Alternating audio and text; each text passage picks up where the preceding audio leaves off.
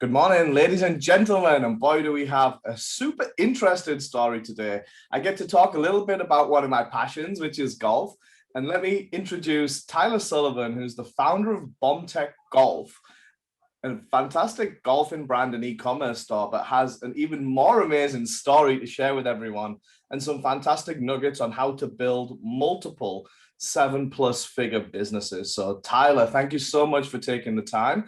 Let me have a quick introduction from yourself.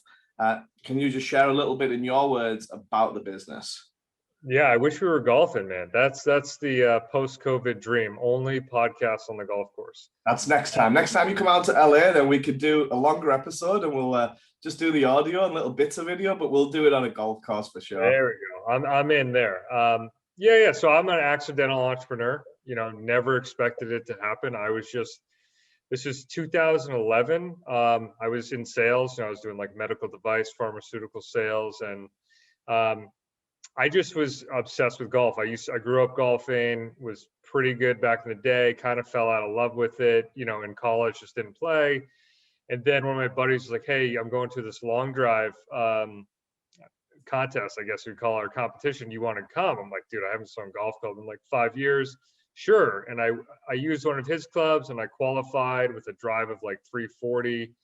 And he's like, that's pretty good. And I just got hooked again. So from there, I started breaking golf clubs, not from my muscles, but from a local club builder. We were building like really custom, weird combos. And I just started breaking them. So I started assembling them for my own self, just to so I could go to these competitions.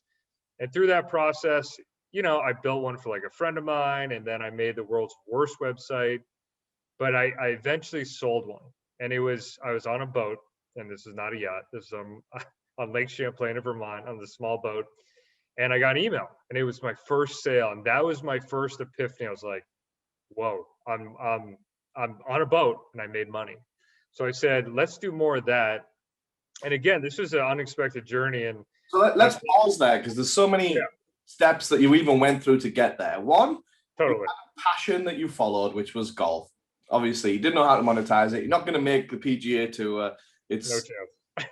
Just for fun. So you go to a competition, you fall back in love with it, and then you realize, okay, let me start. Curiosity now, I'm thinking, is totally. Let me play around with these clubs, see what's going on, see how I can get further, make it a little bit better. So you're trying to see some improvements, and then you're breaking them constantly, and that's innovating because you're getting better with every break. And although it probably didn't feel like that at the time, but with every break, you're learning something new. And then you start creating your own golf clubs. Create a website. Not like you said, it's not the best. And this is a really key point, is that so many people paralyze themselves and stop because they don't have a 50K funnel designed website and it's not super smooth and the opt-in rates aren't high. But you didn't let any of that bother you. You just took action, you created it, and then away you went. And then, sorry, I cut you off then. So back to you. No, I think I'm just crazy. No, I had no expectations of it making any money. I just was doing it because it was fun. And I think that was I just liked it. I was curious. And then I just was curious some more. And I was curious. I was talking to a buddy from college, one of my frat brothers. I was like, dude, I was selling other clubs. I was like, I sold like a couple. It wasn't like I'm selling a ton. And I was just like, hey, I want to make my own brand. He's like, well, you're not that smart. And I'm like, you're not wrong. And he's like, why don't you contact our local college where we both went to school? It did take me 5 years to graduate, University of Vermont, and see if they'll make something. So I called them up. I'm like, hey, I've got an idea. I'd like to make a golf driver. And they're like, even though you barely graduated, sure. They didn't care about that, but they have a capstone project. Every year you work with a group of students, and we kind of just went for it. We designed a dual cavity driver for a year. And when we had the design done, I actually cashed in my 401k. I can't remember why, because I was just nuts. And I had it made. I'll never forget the moment when I took the first prototype to the golf course. I had a hood on. It was like snow outside, like today. It was like 20 degrees. I had my hood on. I think I had sunglasses. I didn't want anyone to recognize me because I just wanted to see how this club worked, because I never had hit it. I was so nervous, and I hit it really well, and it was dead straight. I was like, all right, let me hit it again. Did it again. And then this guy next to me, this is a crazy story I never really tell, but 2 bays down, was a much better golfer than me. He's like, hey, what is that? I go, oh, it's Bombtech. I made it. He's like, what do you mean you made it? I go, I just started telling the story, and he hit it. And I had never had anyone hit the club, and he hit it twice. He didn't say anything. I'm like, oh, he hates it.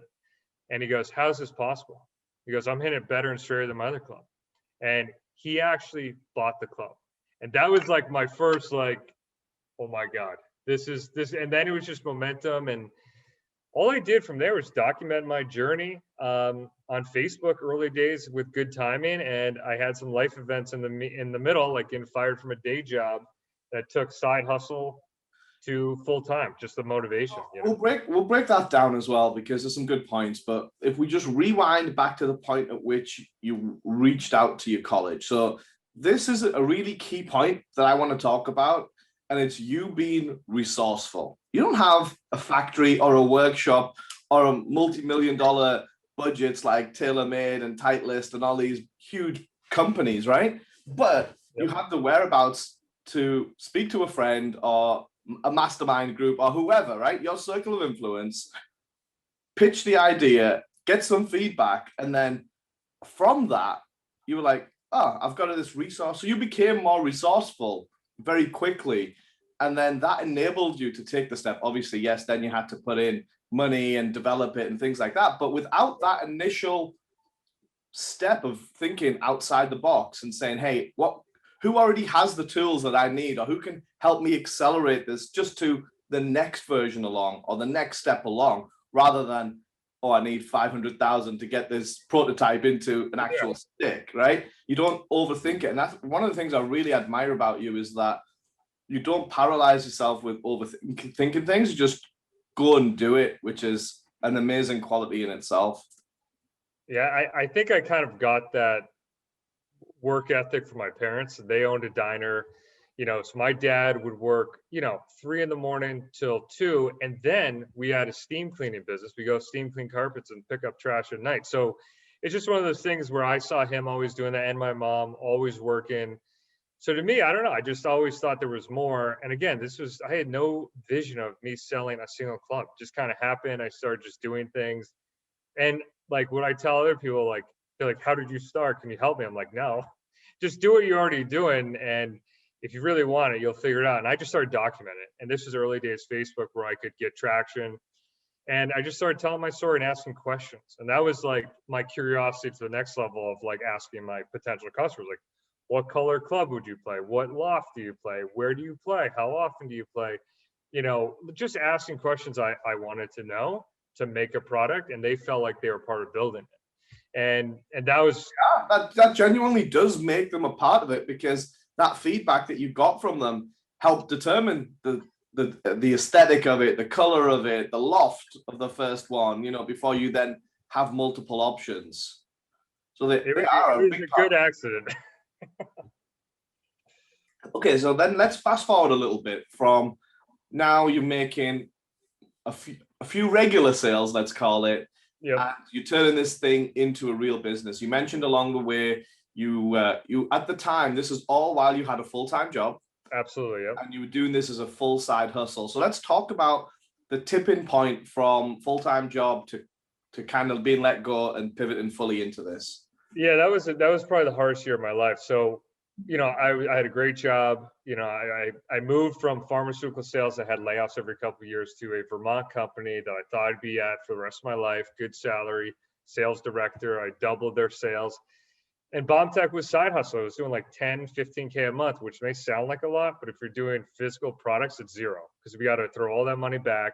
I had loans to just do it, but I had the support of a salary, right? And let me just explain what you mean by that. So if you're selling physical products, you have to not only hold enough product to continuously sell, but you then have a working capital cycle and a lot of this accounting stuff that a lot of entrepreneurs don't really factor. I had no idea.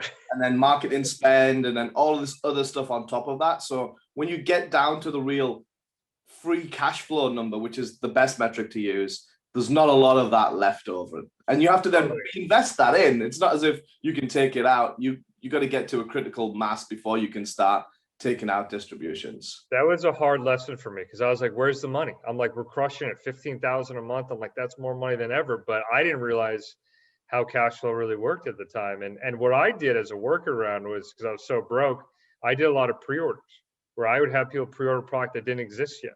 And luckily, because of the story and whatever, people liked it. So I was able to train them to pre-order. So I had enough cash just to It's a manufacture. really smart tactic. And unfortunately, a lot of the so-called gurus do a lot of that with their mastermind courses or this, that, and the other. And they're already selling something before it's being created so that those pre-sales can fund the actual thing. So it happens in business all the time. And it's not a bad tactic, to be fair. I had to do it. I had no other option to survive. But at that point, so it was a week before Thanksgiving. Bombtech's a side hustle. My wife and I find out we're pregnant, or she's pregnant. And all pregnant. You're in it. Everyone's pregnant, whatever. And and so my boss brings me in to it. He goes, "Yeah, come with me."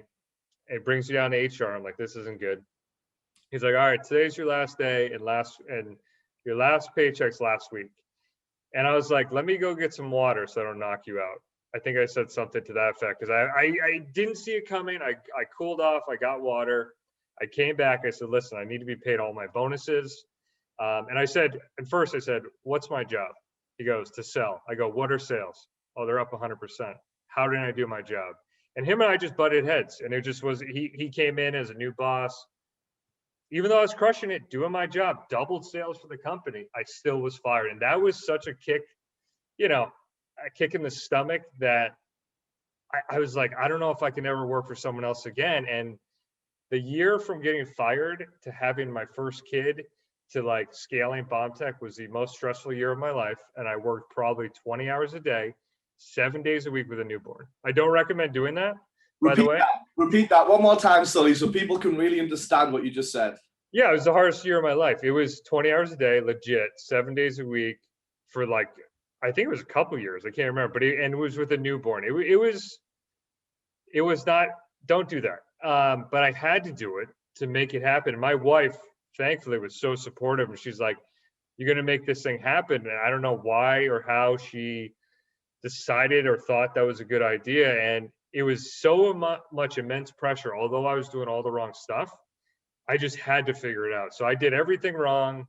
But I scaled it that year, I think, from like 100-something thousand to like 500K, to a point where I could at least pull a little bit of money. Although I had some working capital debt, we were surviving, right? And then the next year was when like Facebook started coming out with video. So let's pause there for a second, because you mentioned something there. So you had a little bit of working capital, but you already had debt. So the smart money, especially now when debt's so cheap, is a lot of people get scared when you use the word debt, but there's good debt and then there's bad debt.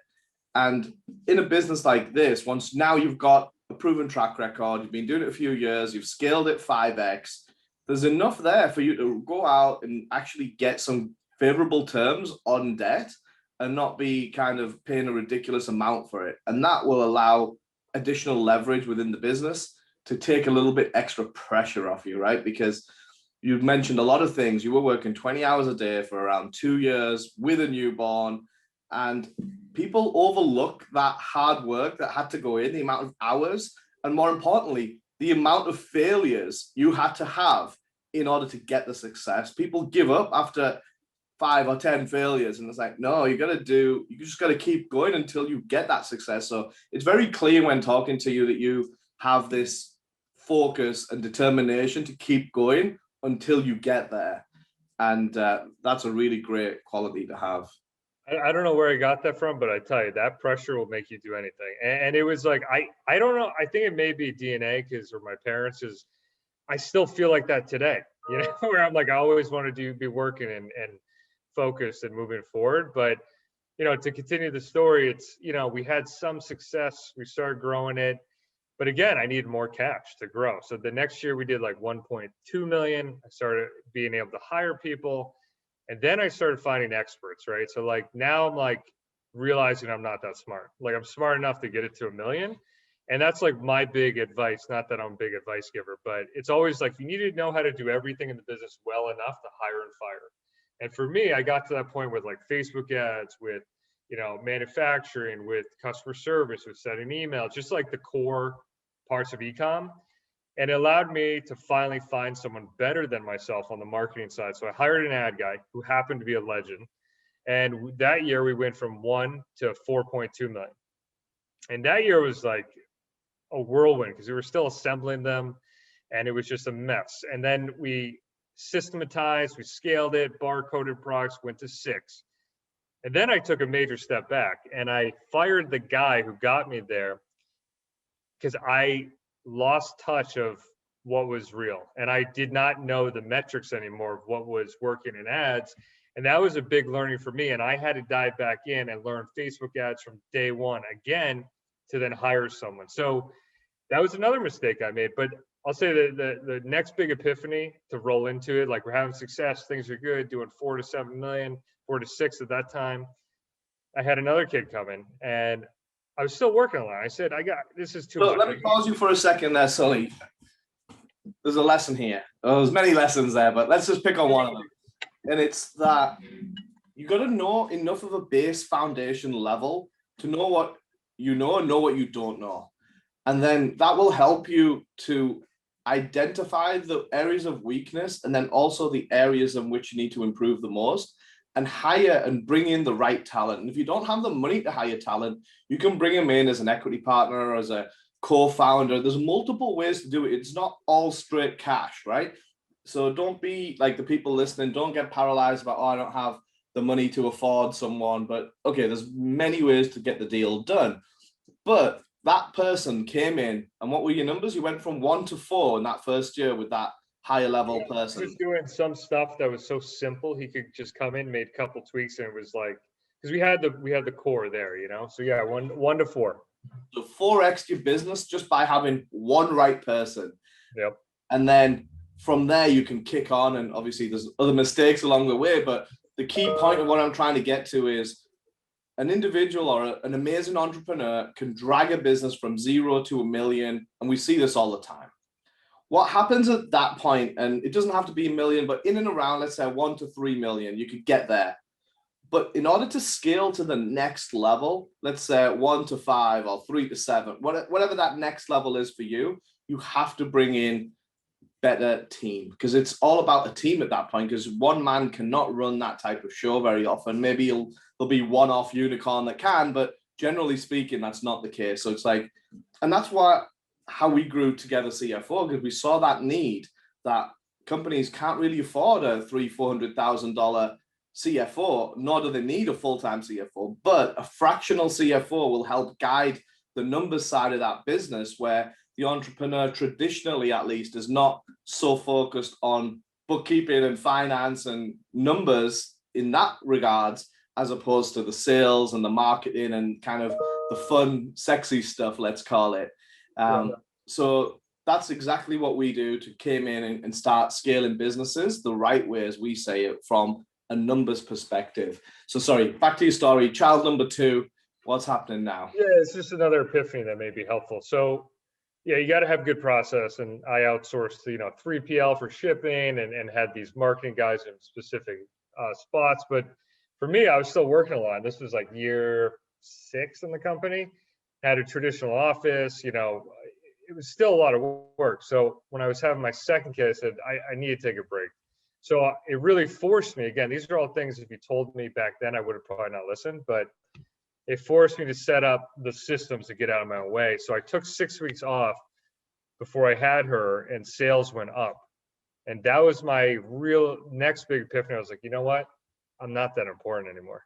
And that was a freeing one that allowed me to pivot. And it still took me time, because as an entrepreneur, which I still weird to call myself that, I want to strangle the business. I want to control everything, really control the brand. And it was hard to let go. And now I work 4 to 6 hours a week on it. I don't do anything in it. I just work on it.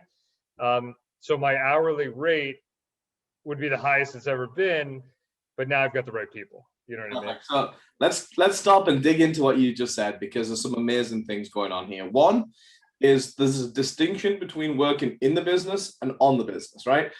Tony Robbins talks a lot about this at Business Mastery, and he's like, if you're working in it, who's working on it? And you've got to be able to step back. And that's one of the metrics I use in my multiple businesses to achieve complete success, is when I can totally detach. And like you're at maybe what, 4 to 6 hours, when I'm at 1 to 2 hours a month of just reviewing numbers, that's when I can class that as a success, and I can step away and I know that my CEO and my team have totally got it and that they don't need me. And all I'm doing is for my own peace of mind, I want to review the numbers and kind of guide it at a higher level. Yeah. And that's just me being like me, and that's okay. I can afford that. You got to work a little, man. You got to work a little, but yeah, that's a good angle. And that's what I see as my metric for success. So I'm so glad that you mentioned that. So you said when you stepped away for 6 weeks that the sales went up, and that's the moment that you had that epiphany. Yep.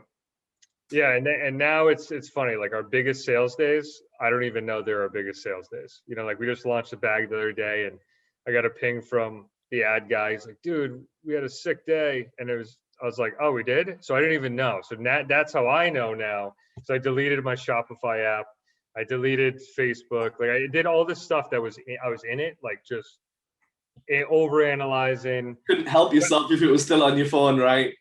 Oh yeah, I know the phone stuff that's actually been my most recent hack, where it's like I just removed all temptation, and when I do work, it's just more focused versus like I can check this, I can email that, I can post this, and like what I did recently with Bombtech, I essentially made a plan for Bombtech so that if I was hit by a bus, someone could run it. So that's the recent thing. So last year we did like 7 million. We're trending to do around 11 this year, and now I have it set up really where it's like every inventory is run by these people. And all the people that run it have access to the same board on Monday, and they just do it. I can oversee it, but I'm not, what I used to call as a coordinator bullshit. So they would do something, like my 3PL would do something, my manufacturer would do something, my customs broker, like all these people would be involved, and then I just coordinate them.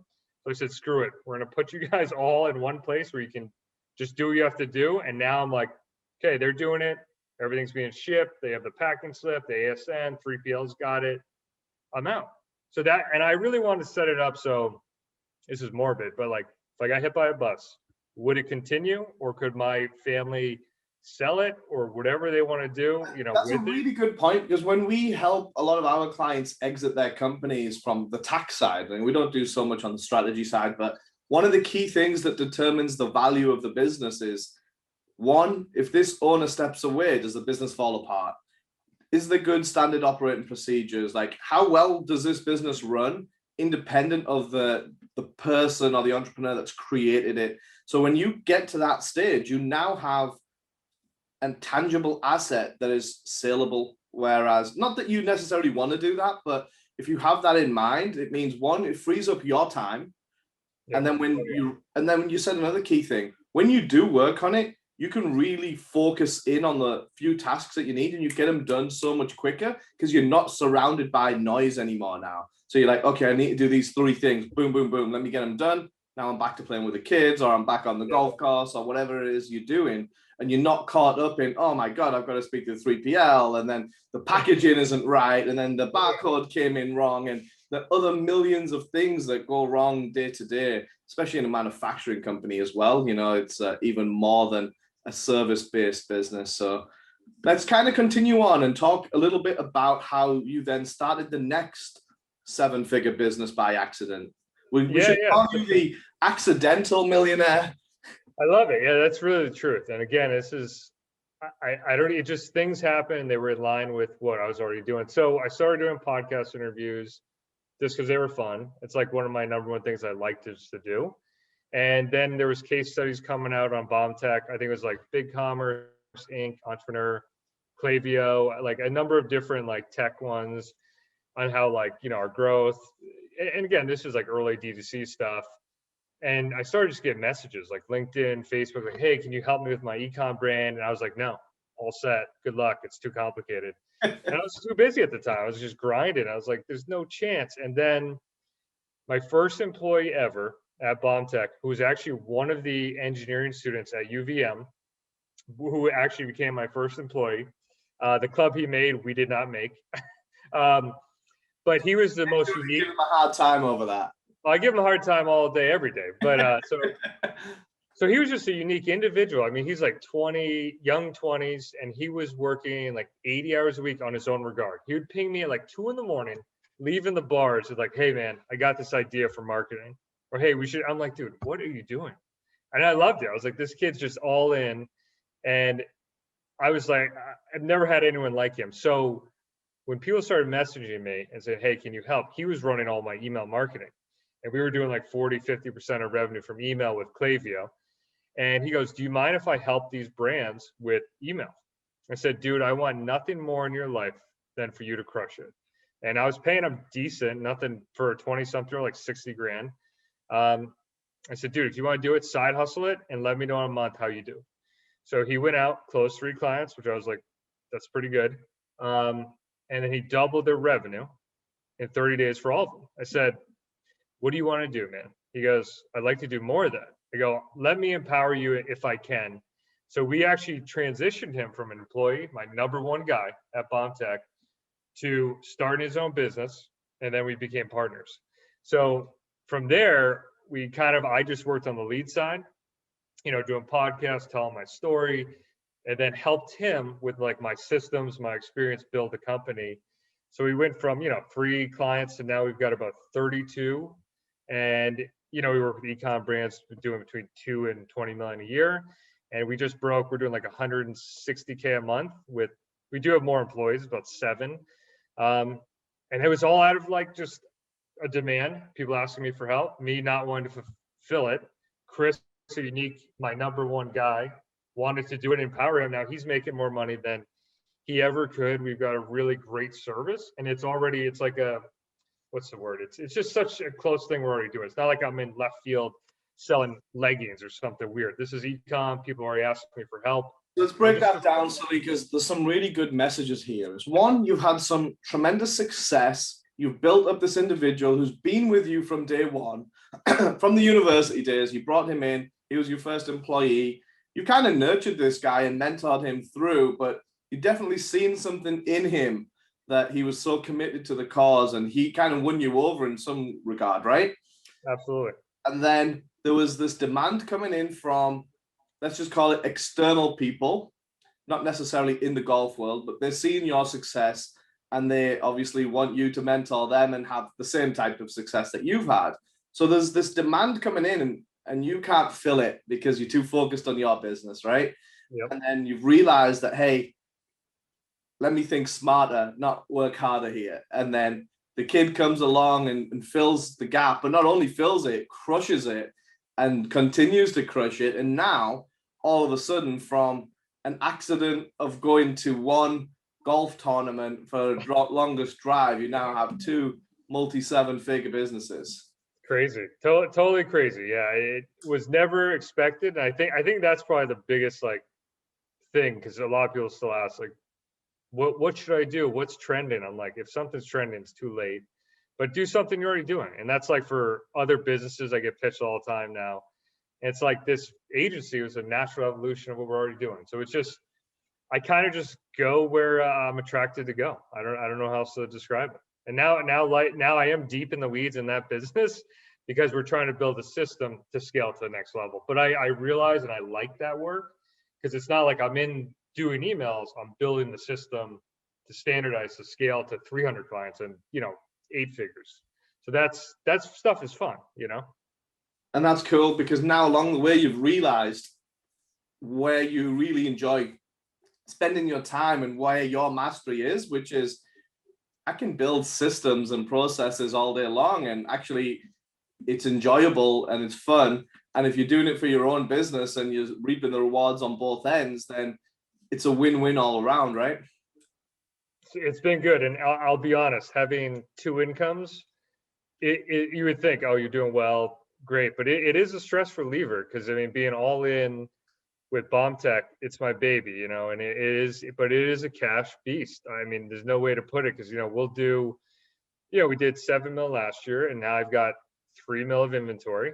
So, I mean, you got to spend it to make it. And it's just, it's a capital intensive business, which, you know, I love. It's hands off, but the agency is such a different model. And I wouldn't say I like it more. It's just, it's more people intensive. So we're like really building systems and bringing people up, and like we're now paying people really well, health benefits, 401k.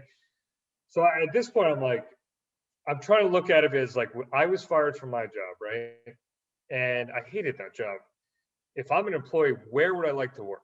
So we're really just trying to like have this, once I get past, or like I've gotten past like struggling and like feeling somewhat comfortable, it's like, now can we create that comfort and a place that people want to work, and like that's my way to give back, you know? So like that's kind of where we're really trying to, I wouldn't say sacrifice profit, but really switch the investing like on the golf sides to the clubs, because we don't have a lot of people, but invest in the people and have a culture and brand that's bigger than us. So that's kind of like what's getting me excited now. I think that's generally the key to attracting and maintaining good talent. If we switch gears there for a second, is that generally speaking, and I'm a prime example of this, I need to be part of something that's bigger than just me. If it's just me, then yeah, that's cool, but it can come and go, right? If it's a collective, a group, or, you know, just something that's bettering mankind or whatever it is, right? Just something bigger than me as an individual. That's what really gets me going. Yeah, I think that's my big shift. And I try to bring in more people with the ecom business, but it's like, we don't really need them. It's such a different business where it's a function of your offer, your ability to send traffic. You don't need a lot of people, which is potentially counterintuitive, but you run a lean ship as well. So in that regard, you've got a lot of good systems. Back to systems and processes, right? The better the systems and processes, the less kind of wastage you need in overstaffing. And with every person that you overstaff, then that's an additional overhead that is a responsibility of yours, right? Yeah, we had a lot of people at Bombtech at one point, and it was just me feeling like we needed that, because that's like an expectation of like, people are like, well, how they wouldn't really know what to ask. Like, oh, you run a golf business, how many employees do you have? And I'm like, that's not the right question. That may make someone, and I think these are some of the things that may come up if you have a business like ego-driven questions. They want to.